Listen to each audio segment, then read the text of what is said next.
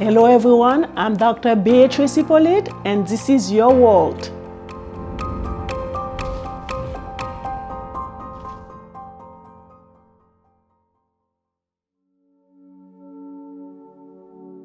Hello everyone, welcome back to a new episode of Your World with Dr. Beatrice Hyppolite. Today I have the privilege to have in our studio a very special guest. Last time we had his wife on the show, Dr. Schlegel, and who helped me to practice how to pronounce the last name. And today, it's my privilege to welcome with us here Dr. Schlegel, Gus Schlegel. Thank you. It's a pleasure to be here. Welcome to the show. Thanks so much. Okay, so before I even go any further, tell us a little bit about yourself. What you do, where you work. I know that, you and your wife, you used to go to Haiti a lot. So let us hear all of that. We did. We went to Haiti a lot, and Haiti has really helped shape us both, particularly me too. It's helped drive the direction that I've gone, even just in my formal education. And so when I was planning to obtain my master's degree, it had to do with Haiti. And so I received my master's in humanitarian services administration. Oh, okay, you and did. So after that, then the question of what do I do with that now? I had a strong interest in public health. So then I pursued a PhD in public health. It all was really focused on the needs of Haiti. And so that's what's driven me. And so with that, I was one of the first founding volunteer instructors at a really homegrown occupational therapy program in Haiti through the Episcopal University. It's the Faculté de Sciences et Réhabilitation. So it's the college is in Léogâne, which is kind of south of Port-au-Prince. And so we educate homegrown occupational therapists and physical therapists, and there's a nursing program there too. And it's just a really super privilege because even with all the turmoil that's going on, and we haven't been able to go since 2018 was the last time we were there, we're still able to teach. They have had some very generous grants and donations, so they have internet, they have Zoom and Teams capabilities. So we teach over Teams. And so the students are there in the class and we are on a big screen, we have a translator, and so we teach our material. And the program initially, when it was live, was very intense. So one class at a time over 2 or 3 weeks. And so we were able to modify that model. And the reason we did that was because clinicians were coming from France, from Canada, and from the United States down and spending the time there. But now, since we can't travel, we were able to spread that out to just a typical trimester. And so now our courses are 15 weeks long, just like you would find here. And that makes it a lot more manageable for us. So all classes are being offered, via online. All the classes. And so we have labs. And the really good thing is... How many times you meet per week? So it's one time for 3 hours. So it's a 3-credit course it's a 3-credit instead course. of breaking it up. Okay. Because you have to remember too, the students, they travel from Port-au-Prince and from other places to get to Léogâne. Mm-hmm. So in order to really cut down on travel time, because it's dangerous to travel, we do, so my class is 3 hours long. And so they might have multiple classes during that day. But then on other days, they don't necessarily have to travel. Okay, those students, they have to provide themselves with their own computers, or the school accommodate them to have a computer? And that's a good question. So we have sent computers down. Some of the students have those computers, but other students, they're working off their cell phones. So I was always really impressed. I would get these wonderful papers that were written by students, and I know that all they had was just a cell phone.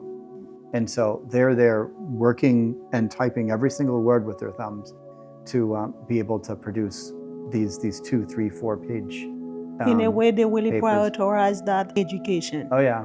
definitely. That's wonderful. Yeah, it's amazing. They're very resilient students, and so it's just such a pleasure to work with them. Okay, So it even enhances my love more for Haiti and for the people. Okay, that's wonderful. Thank you Yeah. so much for your time and service and dedication that you've been putting throughout the years in helping the Asian people. Thank you so much. So what do you do? What do you have your doctorate degree in? So my doctoral work was in public health. So I have a PhD in public health. Okay. And I was able to get it done.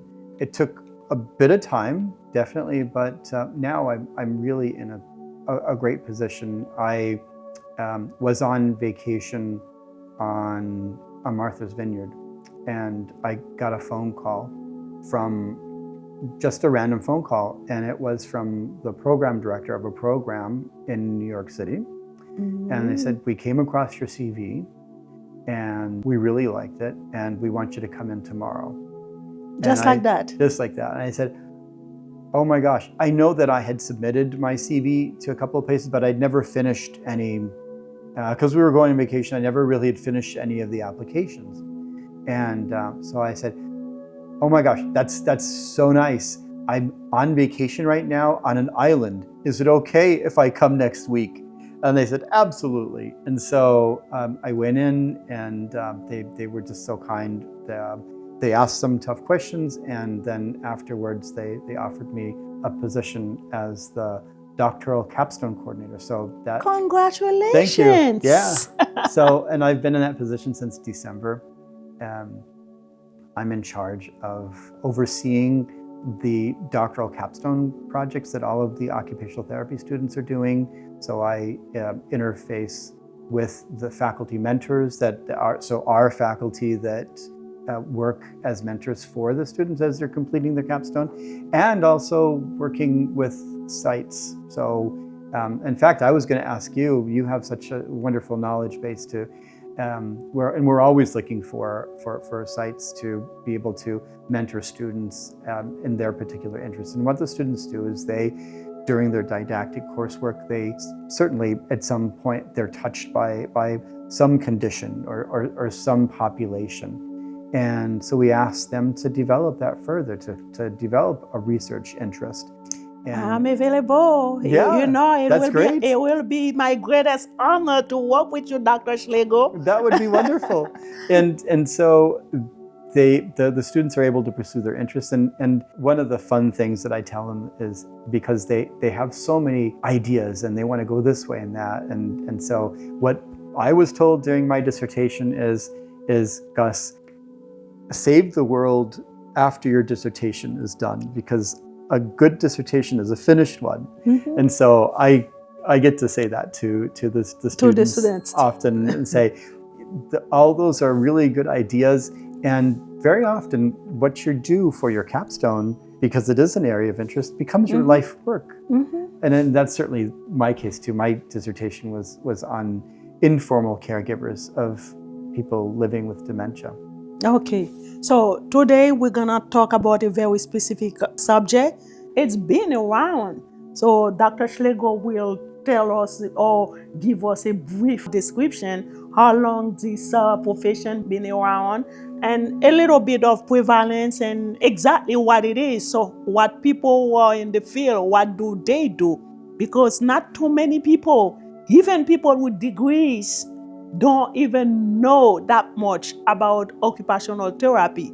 And oftentimes, one thing that I've seen, people tend to kind of like take, when you mention occupational therapy, they will believe that it is the physical therapy. No, OT, it's something, and PT is a different thing. They are two different professions. Yes. Definitely. So walk us through it, Dr. Schlegel. Yeah. So let me start way back when I started my career, when I enlisted in the Army. The recruiter asked me, well, what do you want to do? I had to do some tests, physical and everything. He said, you're qualified for a lot of different things. And I said, well, I want to work with people. I want to be in the medical field, and I want to use my hands. And so he looked through his files and he said, here, this, occupational therapy. And so we'll explain that more. And so he read what was there, and it had to do with working with people to help them return to more independent functioning or obtain a greater degree of independence. And that just really appealed to me, especially the part that dealt with working with your hands and using different activities and projects, occupations to develop skill. And I said, that's for me. And at the time, I then joined, and I wound up working just out of my good fortune in an inpatient mental health setting for almost the entire time I was deployed. I was in Desert Shield and Desert Storm, but that's really where, as I've learned over time too, that's really where occupational therapy comes from, is from working with people from the military. So during World War I, when soldiers came back, they might have had some physical condition, or they might have had some cognitive or some mental health component. And the nursing staff, they would give them little chores and little activities to do and say, here, do this. And they found that the patients, these recovering soldiers, the ones that were participating in activities, they recovered more quickly. More quickly? Yeah, Oh. because they were engaged, they were doing something, and there wasn't any theory to really back it up. They just saw that it worked. And so eventually that's where the name occupational therapy will come from? That's where occupational therapy comes from. And so I have to really explain this, because a lot of times my patients will ask me, well, I'm 85, I'm not looking to find a job. Are you gonna try and find me an occupation? And I said, well, you know what? In a way, yeah, I'm gonna help you get back to doing those occupations that you wanna do, because as occupational therapists, we think of occupation as not something that you do to make money. We look at it as occupations that are meaningful to you, that you want to engage in. And many times, some of my patients, they haven't been able to engage in those occupations for a long time, just because of their condition and some of the deficits that they've had. So that's kind of my lead-in very often. And there's always that question, well, what's the difference between OT and PT?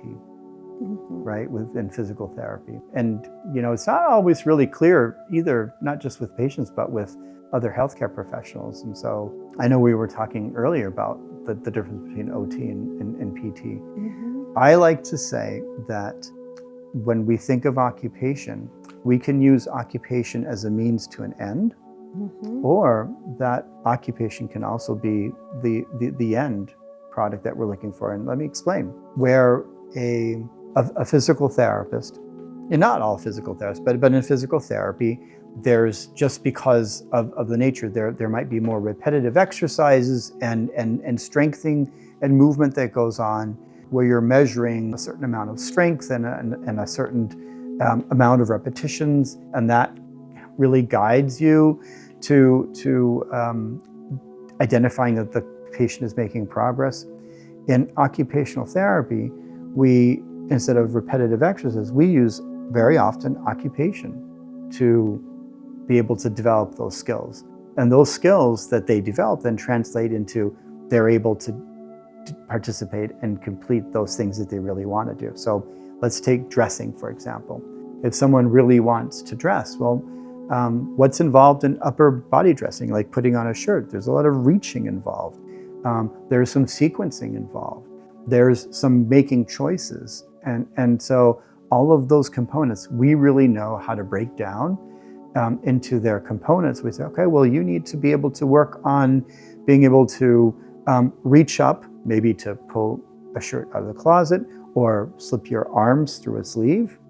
And that movement can be simulated by making a macrame project. And so you might have seen some of those pot holders that hang from the ceiling, and there's a nice plant in there, and there's a lot of knots, and the knots are very intricate, and they're all connected, and it's beautiful. There's color, and so that's what they might create to be able to practice doing doing those movements. And so the end result then eventually is they're better able to then reach in and pull out and slip their arms through a sleeve.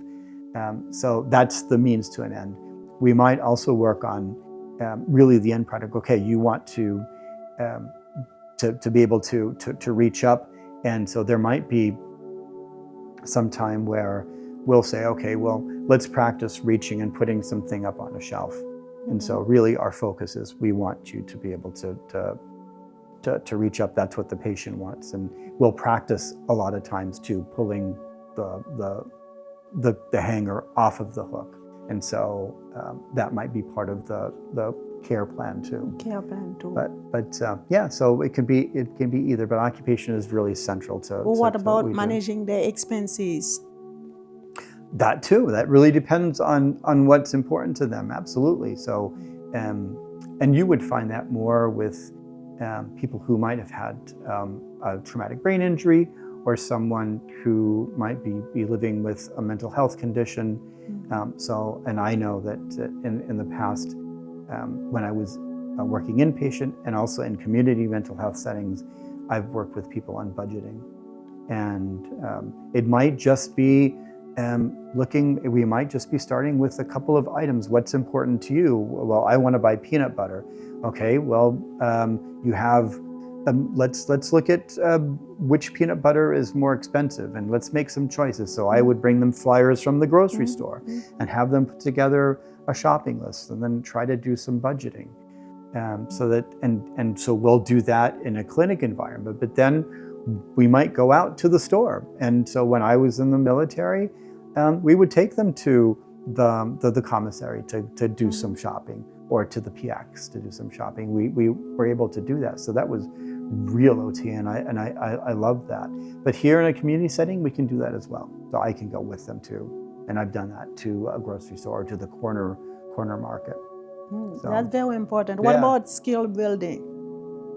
So certainly, it just really depends on where they are. On the needs. So we can, one of the things that we're very good at is doing activity analyses, where we'd really take an activity and break it down into different tasks, and also really task analyses, where we take and we look at a particular task and really break it down into its functional components and steps.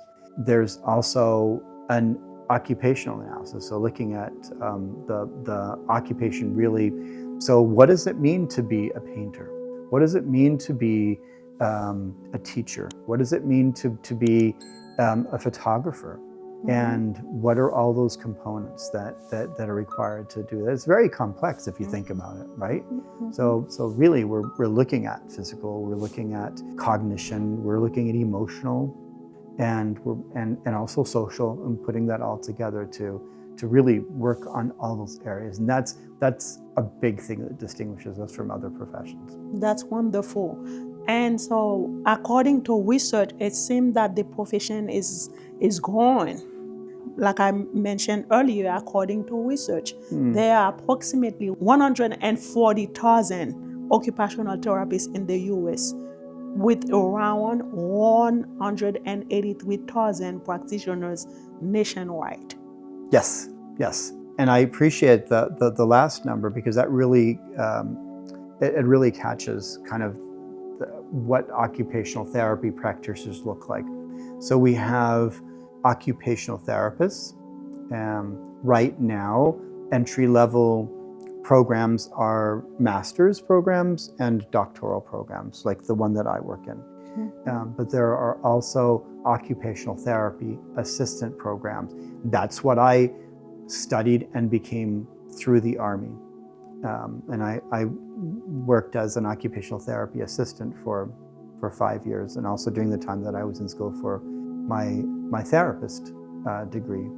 And so the assistants, they work and support the clients and the occupational therapists in carrying out the care plan.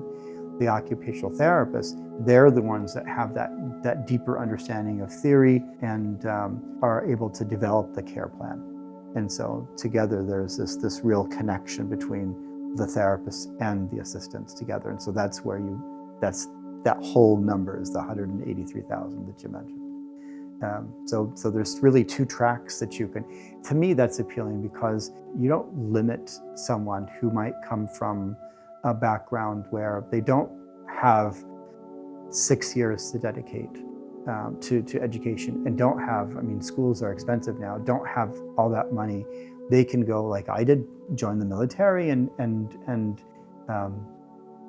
get their start in our career in our occupational therapy that way, or they can go to a community college and get their career start maybe in 2 years with an associate's degree. So, and then later there are also bridge programs where you can transition from, like I did, from OTA, the assistant, to OTR, the registered therapist. This country, believe it or not, it's built on immigrants. Yes. So it's like whatever people may want to say, but immigrants, we are the backbone of this country. Yes. But one thing that I've noticed, and I even had my own personal experience in that area as well. When you first came to this country, there is really nobody to help you navigate the system. Right. Many people, they tend to be on their own, like myself. Yeah. I did navigate, everything on my own. I'm grateful to everything that God had allowed me to accomplish, but it was not easy. It was like, in a way, easy for me because when I came to this country, I didn't have a husband, I didn't have any children. Yeah. So it's like, when you don't have a family, so you tend to move around through, things much easier compared to those who came with a family. So the idea or the tendency is, hey, I have a family, I have to feed. It's like many people who would love to get an education, but because of their life situations or don't know exactly how to navigate things around, sometimes can get stuck one place. They can, and so that's what makes really the associate's degree attractive. A lot of the programs, they're geared toward supporting those people that want to earn a degree, may have to work full-time during the day. And there's really alternative formats that are popping up. There are online, even occupational therapist programs. And so the programs, they can be as creative as the needs are. And so that's a real good thing. And like you mentioned, the immigrants. I'm an immigrant. I'm from Germany, and so I joined the military, the U.S. military in Germany. I was recruited there, and my mom lived here, and so I was able to. And I had gone to school here too, gone back to Germany, and that's where I was recruited then by the. Okay. Yeah. So for occupational therapy, and we go by OT, for OT short. is fine. Yep. What are the benefits in mental health? If you look around at the different inpatient mental health settings and even outpatient settings, there's not a lot of occupational therapists, not as many as there used to be. And so one of the things that I like to promote with my students is to consider working in mental health, because there certainly is a benefit. Look, when occupational therapists started to kind of not work in mental health as much, they were attracted to working in pediatrics or in hospitals, in acute care, and that left a real void, and that void was really quickly filled with activity therapists. There are rehab therapists, music therapists. They all have their relevance and importance, and I've worked with really good art therapists who are just amazing. But one of the things that we really bring to the table is that ability to work with groups and also work with individuals. In our curriculum, we have because other occupational therapists before us have really The set the scope of groundwork. people that you work with, are they children, adults, or In a mental health setting? yeah, in general? So that's a really good question. It could be children. So a really well-developed mental health program will have children. They might have just a unit that is just strictly for children. They might have a unit that's strictly for adolescents, because they all have different needs, right? Adults, and that might be just general mental health conditions. There's dual diagnosis units. And so occupational therapy has a role in every single one of those, because as OTs, we work in pediatrics. We work with development. And so when we're looking at especially children, they could be a 5 or 6 year old who for some reason are now in an inpatient setting.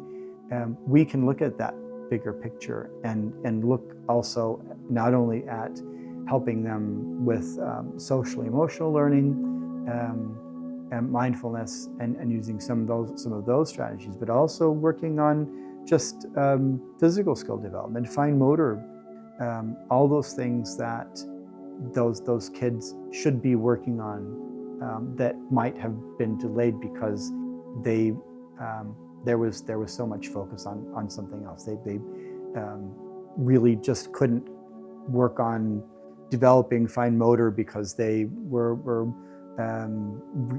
really had a lot going on in terms of their emotional state. So it's kind of this balance as you're working on development. For the most part, will you work with an interdisciplinary team? Oh, absolutely. Yeah, and that's one of the good things about occupational therapists. We don't like to work in a silo. We like to reach out and make connections with other disciplines. So we're real team players, and we cover that in our curriculum too. How to interact and work with other disciplines, recognizing when to make appropriate referrals. We work on simulations where we're working with other disciplines. I was involved for 5 years in at one of the universities that I worked in with simulations with social work, with nursing, with PA, and with physical therapy. And so we all looked at the case, and I always learned What about something from the other disciplines psychologists and psychiatrists? Not so really? so we had the social workers, but absolutely you could include those too, definitely. Okay. Yeah. Because we interface with psychologists and psychiatrists a lot of times on mental health units. So. When you were to develop treatment plans for clients or patients, I don't know how you call them. It depends on the setting. Depends on the setting. It goes we're through, flexible. Yeah. So how that normally goes? So we would do, I think, like most any other discipline, we would do an initial evaluation and look at certain areas that is strongly driven by the facility that we work in, but also by funding. As a clinician with a mental health background, I would always encourage clinicians, and I encourage my students to really look at the psychosocial aspects of the client. Even if they have a hip fracture, you need to understand what drives them, their context, not only context externally and geographically and who's around them, but also their beliefs, values, and what drives them. So that's just equally important. And you need to really know that to be able to know best how to access a client. And so that evidence-based model I like to bring up a lot, and I think it's just really valuable when a clinician is deciding on what type of intervention to encourage the client to participate in. And we have to consider what our own strengths are as a clinician. Am I skilled to be able to do that? Is that an intervention that I really value and have found good success with? But I also need to understand my client's perspective, and is that something that they want to do? And here's a good example. I'll share this with you. That was, oh, you know what? You just nailed it, because that was going to be my next question. That example.